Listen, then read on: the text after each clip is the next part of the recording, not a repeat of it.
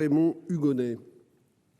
Merci Monsieur le Président. Madame la Ministre, l'association Drapeau, présidée par Monsieur Gérard Bouthier et qui défend les riverains de la plateforme aéroportuaire d'Orly, rassemble à ce jour plus de 30 communes et 30 associations riveraines de l'aéroport. À leur côté, nous militons depuis plus de 20 ans pour une exploitation rationnelle de celui-ci. Cette approche vise à prendre en compte la protection de la santé, le respect des droits des populations survolées, ainsi que les impératifs d'une activité territoriale responsable et durable.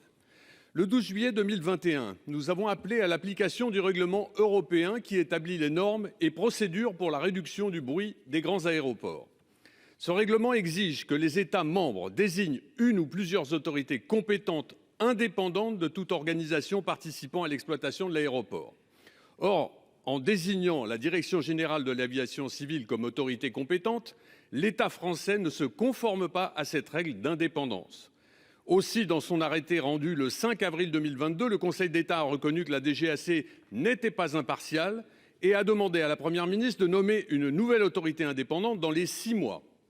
Pourtant, voilà 10 mois que la DGAC est toujours jugée partie. Madame la Ministre, pouvez-vous nous expliquer pour quelles raisons l'injonction du Conseil d'État n'est-elle pas suivie des faits ? Merci, cher collègue. Madame la Ministre. Merci, Monsieur le Président, Mesdames et Messieurs les sénateurs. Monsieur le sénateur Hugonet, vous appelez notre attention sur la pollution sonore engendrée par le trafic de l'aéroport de Paris-Orly. Le trafic sur l'aéroport de Paris-Orly est d'ores et déjà soumis à un ensemble de contraintes à visée environnementale qui font l'objet d'une surveillance stricte par les autorités locales de l'aviation civile. Depuis 1968, un couvre-feu est en vigueur entre 23h30 et 6h du matin. L'aéroport fait l'objet d'un plafonnement à 250 000 créneaux par an.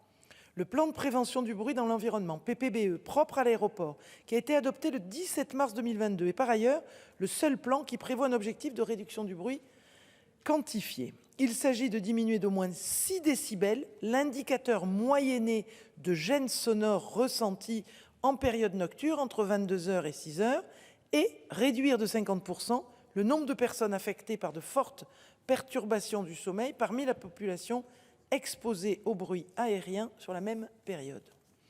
Une étude d'impact selon l'approche équilibrée en application du règlement UE 598/2014 étudiera les mesures et restrictions d'exploitation complémentaires qui pourraient être mises en place pour atteindre cet objectif.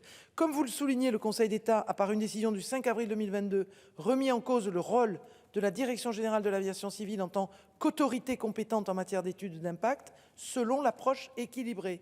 Un projet de décret portant désignation d'une nouvelle autorité compétente est actuellement soumis à l'examen du Conseil. L'aboutissement de cette réforme est un préalable indispensable à la réalisation de l'étude d'impact que j'évoquais. Je vous assure que le gouvernement est attaché aux politiques publiques liées à la lutte contre les nuisances sonores.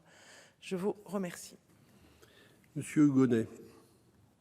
Qu'en termes galants, ces choses-là sont dites, Madame la Ministre, avec tout le respect que j'ai pour vous, l'État français bafoue une décision du Conseil d'État. Nous avons 6 mois, et vous avez 6 mois, Madame la Première ministre, pour désigner quelqu'un. Ce n'est toujours pas le cas.